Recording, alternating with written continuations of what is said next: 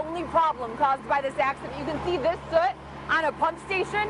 It's here because as that fuel spilled, it got into the sewage system and into a pump house, catching them on fire. Hoses have been run and workers are pumping all of the contaminated water out of the sewers. If you take a look at these suits that they have at the hospital right now, they are put on in layers. You can see in the back that they're tied on. This leads to more opportunities for contamination. The hospital has on order suits like this one that are in one piece and lead to less chances for contamination. I'm live along Beach Daily, just south of Warren, where the pothole is. You can see we have a crew out here right now from Wayne County patching potholes in this area. The hole the biker hit, it was about 5 inches deep, about 2 feet wide, and witnesses say when he hit it, he may as well have hit a wall. Strather says we need to look at problems in the city of Detroit from a different angle. That if public safety is a problem, for example, we need to develop communities with extra technology to keep people safe. Even an eye in the sky. These are main roads, and as you can see, they are snow covered. There are drifts from the plows in the middle. It is an absolute mess. The back roads are even worse. You are going to want to take a shovel if you are traveling anywhere and have it in your car in case you get stuck in a drift and need to dig yourself out. As for buses, they are a mess too. These people across the street waiting at that bus stop, they tell me they have been waiting for 2 hours for a bus already. It is hard to get anywhere in Detroit. Wild turkeys taking over, and they're vandalizing property in Walled Lake. Gobble, gobble. That's where we send 7 Action News reporter Smitha Koloki for what you might call a wild turkey chase. The Christmas Eve surprise that you must see. A U.S. Marine waiting for a big reunion with his family in Livonia, only they don't know he's coming. Shane Martin told everyone he couldn't make it home for Christmas. But right now he is hiding outside, waiting for that big reveal. Let's go live to Jim Kurtzner, who put this all together. And keep in mind, the family doesn't know what Jim is planning, and that's the way he's going to play it for now. Hey, Jim. In the sky, by water, and on the road, agents with U.S. Customs and Border Protection guard our northern border. One Metro Detroit man has looked at their work in a new way since a man walked into his business with an offer. I'll give you 10 grand cash right now, and he pulled it out. It happened after the wrong person learned he has a fishing boat. I said, 10 grand for what?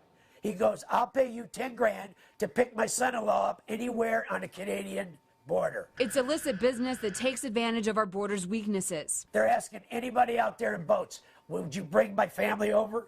And some people will do it. And some succeed. A 2011 government study found less than 2% of the northern border is secure.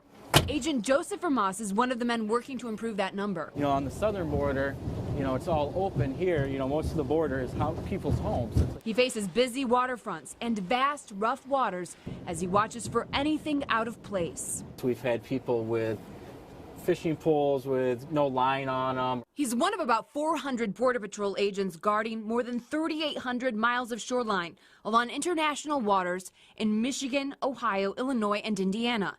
They arrested more than 600 people last year, busting human traffickers, drug smugglers, and even terrorists. Our main focus is terrorists and terrorist organizations and their weapons. With waters so vast, it's clear that people on a boat like this can't keep an eye on everything. So cameras like that one are key to keeping the border safe. The border is so large that no one can do it alone. From this command center at the Selfridge Air National Guard Base, the Coast Guard, Office of Air and Marine, and Border Patrol watch those cameras and coordinate operations. The cameras allow a few people to watch 60 miles of border.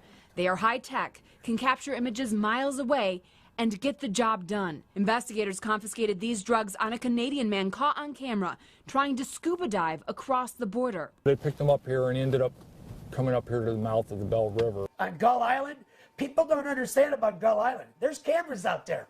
So when they have Johnny Neuter, I don't think they realize they're being filmed. Since being offered thousands to smuggle someone into the U.S., this man notices every camera and patrol. He says he gave the right answer when offered that 10 grand. And I said, take it and stick it. I ain't going to go to jail for your son. It's jail for life, and I ain't going to do that. I had a wife and kids. While we know how many people are caught trying to cross this border illegally, what we don't know are how many people make it across and are never caught. They are from two cities, often divided by race and economics. One man lives in Grosse Pointe, the other in Detroit. Today, they are asking you to unite with them as they search for justice for Paige Stalker and Christina Samuel. 7 Action News reporter Kim Russell talked to them about these two young women who lost their lives to violence.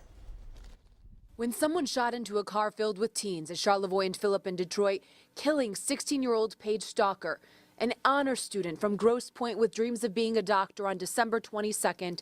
As a father, Chris Samuel's heart broke. I said, wow, what a shame a parent would have to bury their child at this time of year, and I felt his pain. He talked to his daughter Christina on the phone, told her he loved her.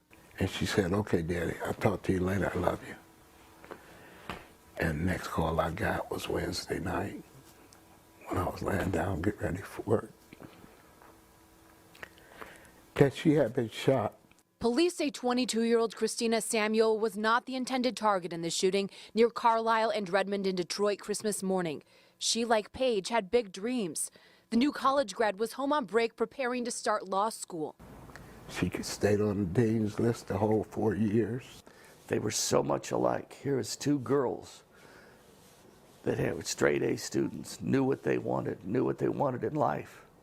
They had goals, they helped people. In the days that followed, Paige's grandpa and Christina's dad found themselves grieving together with anti-violence activist Minister Malik Shabazz.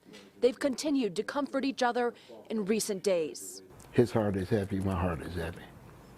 And I assured him that we're going to talk.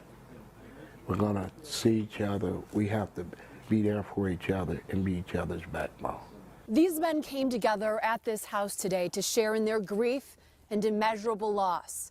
But they're asking you to share with them in something else, a quest against violence. We just need to clean this city up and stop the violence. You can't wait until your loved ones are murdered until you stand up.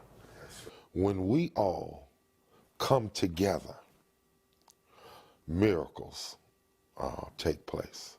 They're hoping death won't stop Paige and Christina from making a difference. She made me very proud.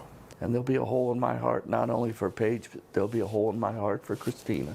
In Detroit, Kim Russell, 7 Action News. In Ypsilanti, over the past couple of days, you may have seen billboards with the hashtag #YpsiPooper and some unusual pleas. Do your civic duty, that's my favorite. Report the pooper. Help us catch the pooper-trader. Help us flush the pooper. The general manager of Adams Outdoor Advertising is behind the billboards. He says one of his employees suggested they put them up after learning someone was pooping in Prospect Park. What really got everyone talking is out of everywhere this person could have deuced down in this large park, they chose to go here. Left skids on this slide. Yeah, I'm going to find another way to get down. I'm keeping my kids off the slides for a while till this really blow over and clean up a little bit, When I was a kid, I enjoyed playing chutes and ladders, not poops and ladders. At Prospect Park, people are making their own bathroom jokes. It's one slip and slide I'm not trying to ride. And watching where they step.